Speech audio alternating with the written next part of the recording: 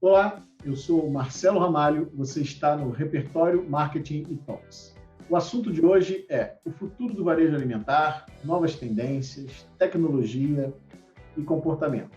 Sejam bem-vindos.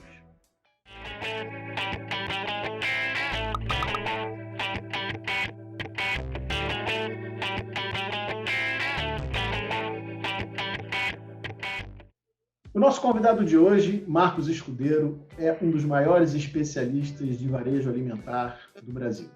Ele é mestre pela Fundação Getúlio Vargas, pela EAESP, além de grande experiência de mais de 30, 40 anos. Ele vai poder também falar um pouquinho sobre essa experiência conosco. É mentor, estrategista, palestrante, reconhecido no mercado por diversos cases de sucesso, tem ajudado profissionais e empresas a construírem estratégias vencedoras. Olá, Marcos Escudeiro, tudo bem com você? É um prazer recebê-lo. Olá, Marcelo, tudo bem? Prazer é meu estar aqui, poder falar com vocês. Ótimo, muito legal. Hoje nós vamos falar com ele sobre temas muito interessantes. A gente vive um período muito conturbado no comércio como um todo, no varejo como um todo, e ele vai poder explicar um pouquinho um dos segmentos do varejo, né? Que é o varejo alimentar, essa área de supermercados, atacarejos, pequenos varejos de alimentos, e a gente vai poder falar um pouquinho sobre tecnologia, sobre comportamentos, sobre novas tendências e também desafios, né? Os desafios que esse segmento tem enfrentado, um segmento que foi extremamente afetado, né? Que tem toda a questão também de cadeia de suprimentos, enfim, que a gente vê muitas transformações acontecendo e novos players aparecendo, enfim. O que está acontecendo no setor, né? Tanto nos grandes centros e também no interior do nosso país. Vamos lá, Escudeiro, como você vê o momento atual do varejo alimentar? Essa questão da gente contextualizar o varejo alimentar, que logo no começo da pandemia, lá atrás, né, a gente viu um comportamento e um cenário diferente dos demais varejos, por questões óbvias, né? Mas como é que você vê em tudo isso, depois que passou esse tempo, o varejo alimentar inserido nesse novo momento que a gente vive na nossa sociedade como um todo, até no mundo, né? Você pode até citar exemplos mundiais, porque não é só Brasil, sei que você estuda lá fora também, como é que a pandemia e tudo que está acontecendo no varejo alimentar está transformando esse setor.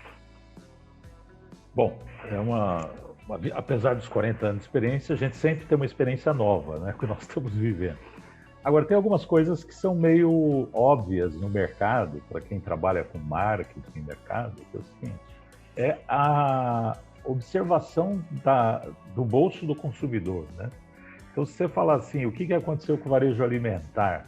O varejo alimentar é o maior varejo do mundo, para começar, né? Se pegar as maiores varejistas do mundo são varejistas de alimentos, né? E todo mundo come, né? Quer dizer, ou mais ou menos, o rico não come o dobro do pobre, né? Ele come volumetricamente, talvez até menos, né? Mas, então é um varejo que não tem tanta alteração quando você fala no volume total, né? O que muda é aonde vai, né? Então, como os restaurantes todos fecharam, ninguém mais saiu para trabalhar, foi o home office, logicamente as vendas do supermercado ano passado cresceram. Também cresceram por causa do auxílio emergencial, né? Que o governo depositou para 70 milhões de pessoas dinheiro. Onde é que essas pessoas, 70 milhões, foram gastar esse dinheiro? Boa parte foi no varejo alimentar, que teve um crescimento bastante acentuado, principalmente até outubro, né? Quando veio novembro, dezembro já foi queda. Engraçado, né? Dezembro, Natal, o varejo alimentar já teve queda. No ano todo, lógico, ainda ganhou, né? Mas hoje, o varejo alimentar vive uma grande interrogação, que é o seguinte, vai ter outro auxílio emergencial? Vai ter, estão falando que vai ter, mas vai ser menor. O que vai acontecer, né? Mas, de fato, o que aconteceu ano passado é que aumentou a procura, diminuiu-se muitas ofertas. Esta semana, por exemplo, ontem, saiu o resultado do lucro do Carrefour, que cresceu violentamente, porque eles não fizeram tantas ofertas, né? Então a margem foi melhor, o volume foi maior, e isso nas grandes redes aconteceu bastante. E os pequenos também ganharam. Por quê? As pessoas preferiram ir perto de casa mais, né? Então, não quer dizer que o grande não ganhou, o grande também ganhou, mas houve um crescimento do supermercado de vizinhança, das pequenas lojas e tudo mais. Com medo do deslocamento, com medo do vírus, né?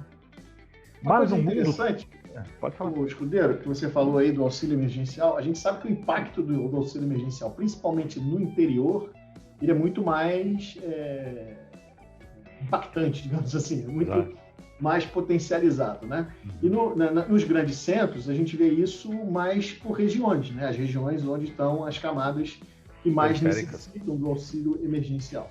Essa é uma questão importante. Outra questão que a gente pode pontuar, já que a gente tem uma grande parte, isso realmente gera um impacto no setor de supermercados, a gente pode ver algumas questões que eu acho que você pode comentar com a gente sobre a questão da transformação digital. Como é que os meios de pagamento, né, que a gente tanto utiliza, eu, você, cartão de crédito e meios eletrônicos, comprando de e-commerce, eu sei que você compra até supermercado por à distância, né, por aplicativos, enfim.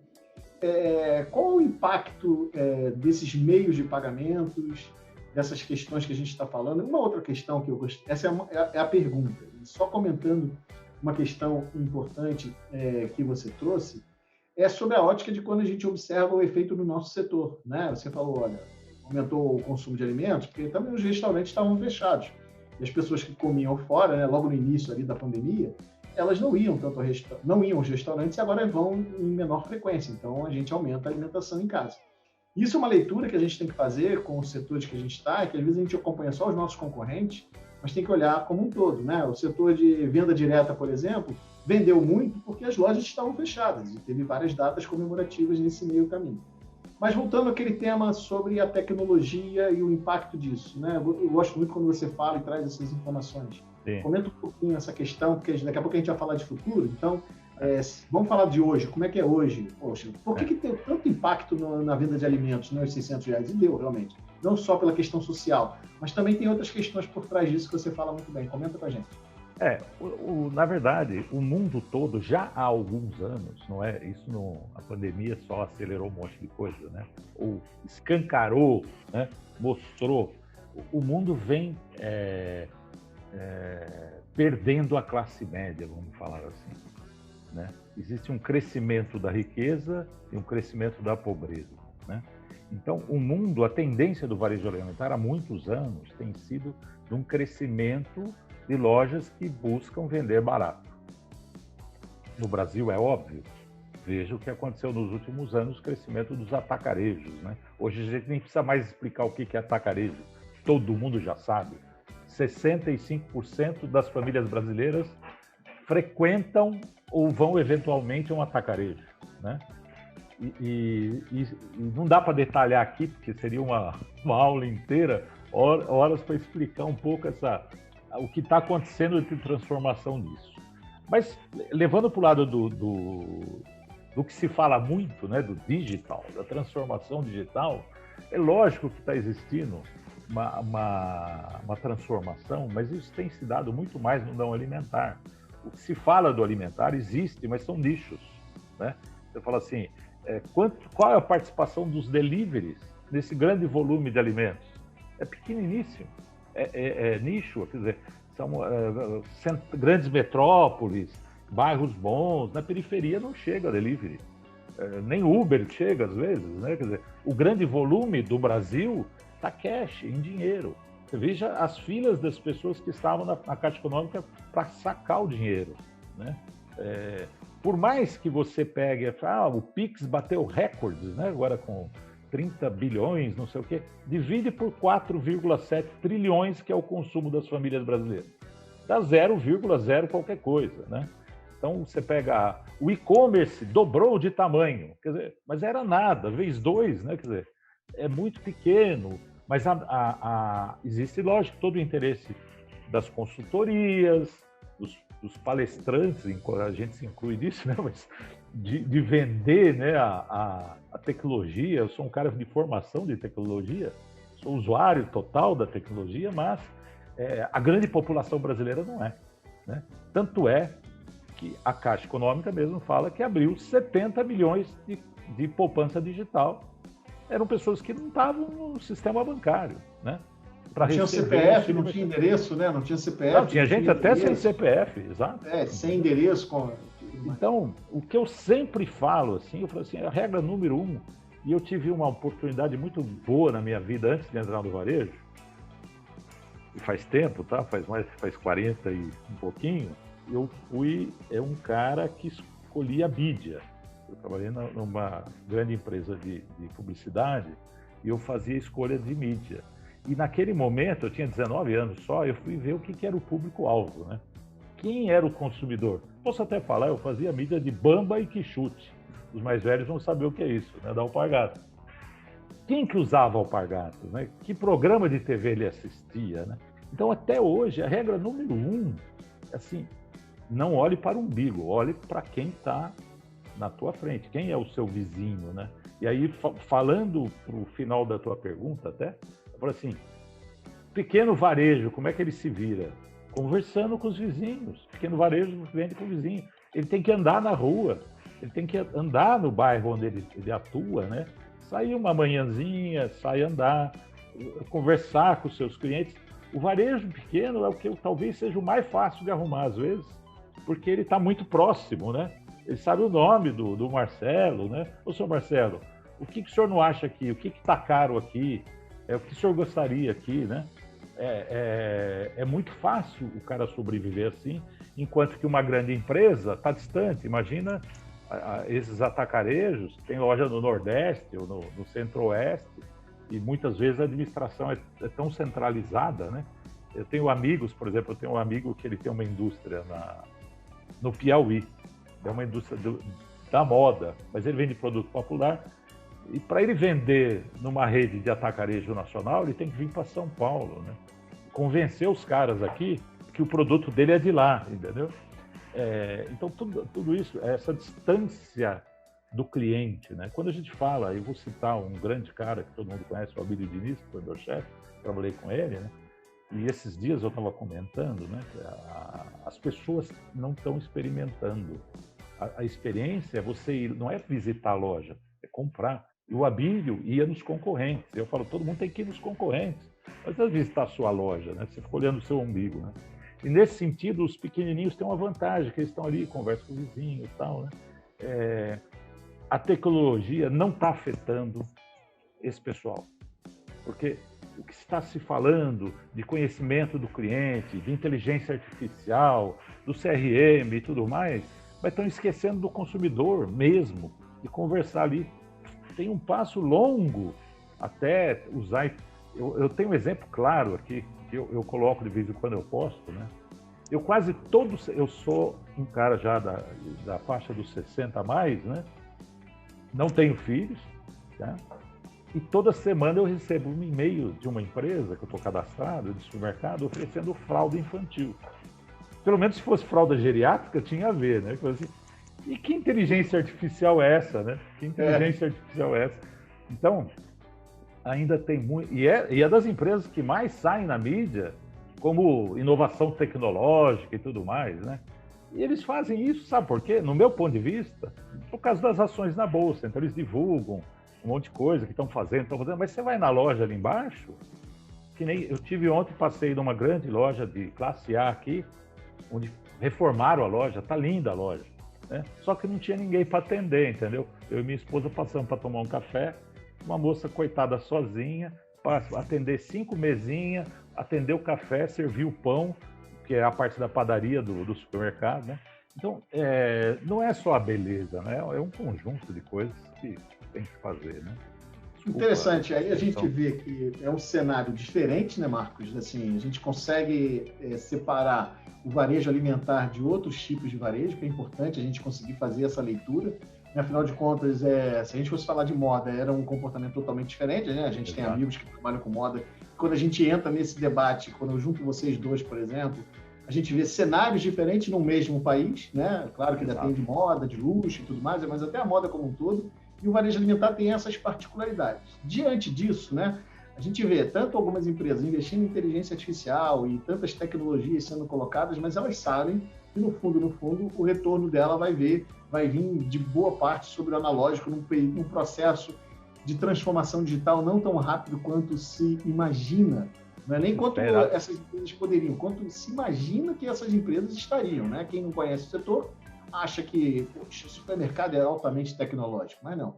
Tem a questão da experiência, mas aí a experiência a gente abre esse aspecto tanto da experiência de consumo, né, daquela compra mais experiência hedônica, né, aquela que você quer ir no lugar para curtir, aí você vai num empório, mas o atacarejo é aquela coisa do empilhamento, e aí entra a questão do ambiente, né, já que é preço, e se eu criar sofisticar demais, vai atrapalhar a percepção do consumidor. Então é outra questão que a gente tem que observar, né, quando a gente conversa sobre a atmosfera nesse.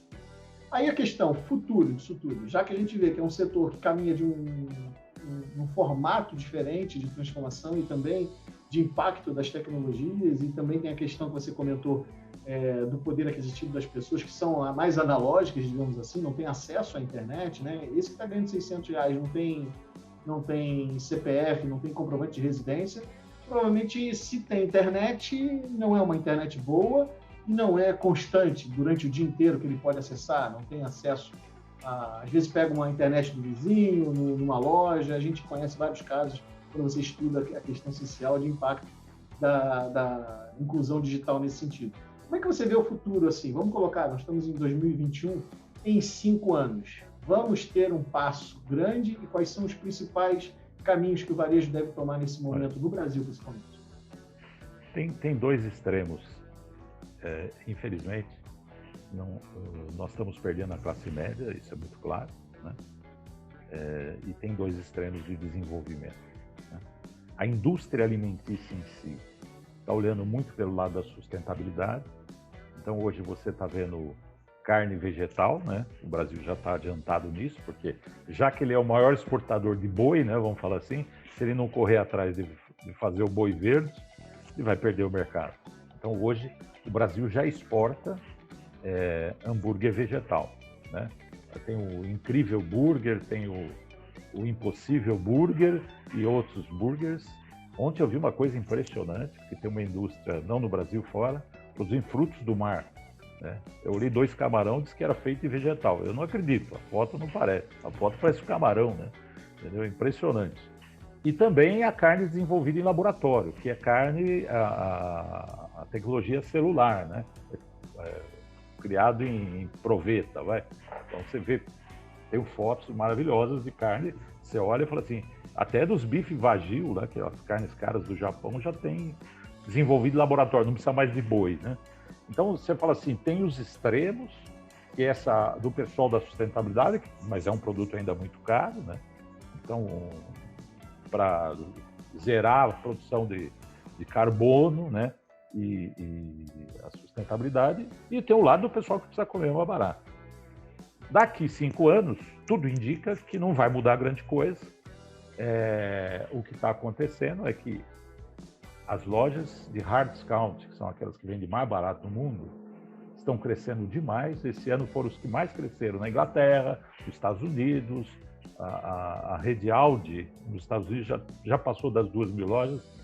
Provavelmente 2022 já chega a segunda maior rede em lojas nos Estados Unidos, né? Aqui na Colômbia, em 10 anos, lojas de fundo de investimento abriram mais de 3.000 lojas. Pequenas lojas de vizinhança, lojas de 200 metros, 700 itens apenas, 700 SKU, não tem variedade, é um de cada, e são os que mais vendem, por quê? Porque são baratos. É isso, tem crescido no mundo todo, quer dizer, na Polônia, na Inglaterra, na Alemanha, a Lidl na Espanha, hoje já tem 120 mil funcionários, quer dizer, a Audi está entrando, Portugal, França, os grandes estão um pouco assustados com isso, né? Quer dizer, estão tentando fazer negócios que vai atingir, está atingindo, né? Na Inglaterra, as duas redes, Audi e Lidl, já tem 14% do mercado, isso em 10 anos. Pô, e vem uma pergunta, então, para a gente finalizar. E aí no Brasil...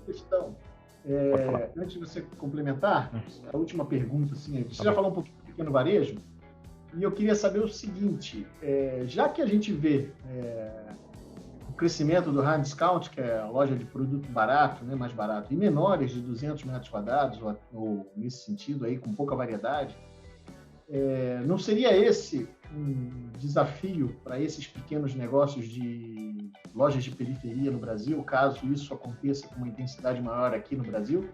Porque, assim, os empórios, a gente sabe, são pequenos, estão nos bairros chiques, aí, nos bairros mais sofisticados, e aí ali é uma briga de 2, 3, mas por um nicho de mercado muito pequeno.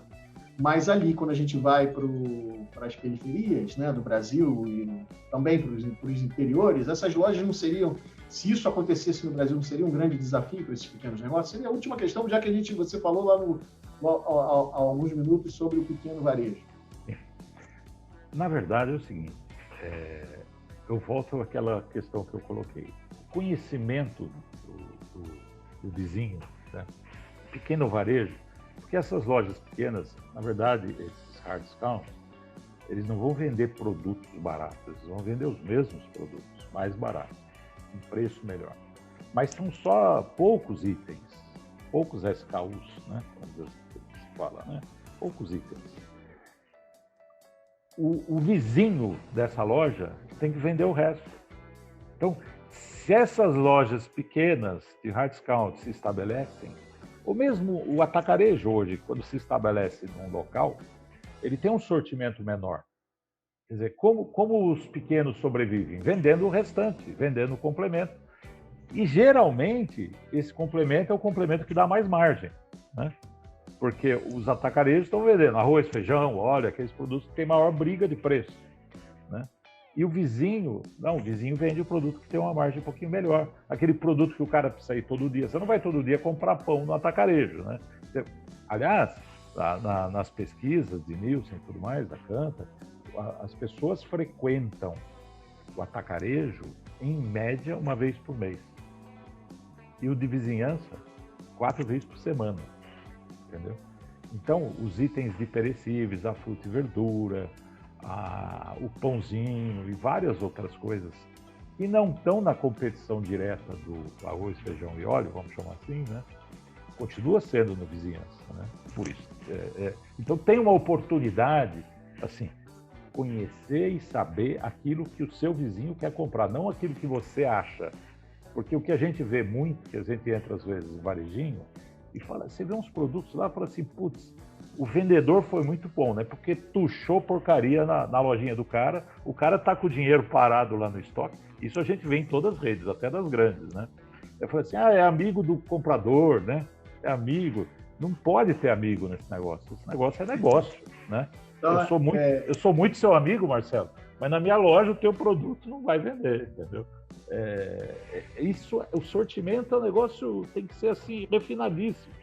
Entendeu? Conhecer o consumidor, né? Realmente conhecer o cliente, o que ele está querendo. Aí, já que a gente está falando em micro-regiões ou regiões, né? Cada um tem que entender o seu cliente que está ali. Isso, grande varejo, vai ter um pouco de dificuldade, entram aí algumas oportunidades que a gente vê. Gente, vimos aqui com o Marcos Escudeiro um olhar sobre o varejo alimentar de uma maneira muito específica, né? A gente fica tão centrado em tantas transformações, em tecnologias digitais e questões que fazem parte desse momento que a gente vive, né? Sem dúvida alguma.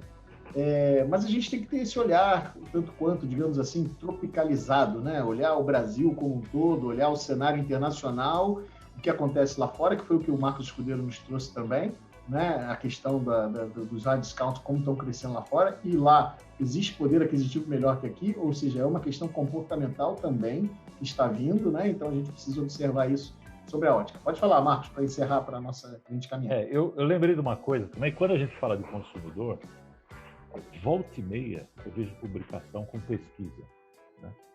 Esta semana passada republicaram uma pesquisa do ano passado. A capa da pesquisa fala assim: 82% dos idosos 60 a mais preferem comprar online. Saiu de novo isso. Quando você lê isso, é meio óbvio que não é verdade, né? Assim, primeiro que os caras não estão online, né? Então, quando você olha a pesquisa de consumidor, e existem várias, eu tenho vários exemplos, eu estou salvando esses exemplos. Um dia fazer uma apresentação inteira que eu chamo das fake manchetes, né? Aí na página 11 da pesquisa está escrito lá que a pesquisa foi feita online. É lógico, os idosos que estavam online preferem online. Isso é muito importante porque a gente vive vendo notícias falando da transformação digital, o crescimento da internet e tudo mais, né? Mas fala assim, pô, se o pessoal soubesse usar e todo mundo tivesse, por que 70 milhões de pessoas estavam na fila da Caixa para sacar o dinheiro? Se o Caixa Tem está no celular.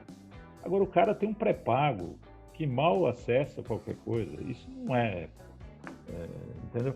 Olhar a pesquisa tem que ser, eu quero saber a base. Qual é a base da pesquisa? Qual a amostra da pesquisa, né? Eu vi uma outra aí, 500 pessoas no Brasil. É isso, é o consumidor que manda. Legal, né? Escudeiro. Muito obrigado, Escudeiro. Deixo aí para o final, para a sua saudação final para o pessoal que está assistindo esse vídeo. Não, estou à disposição, Marcelo.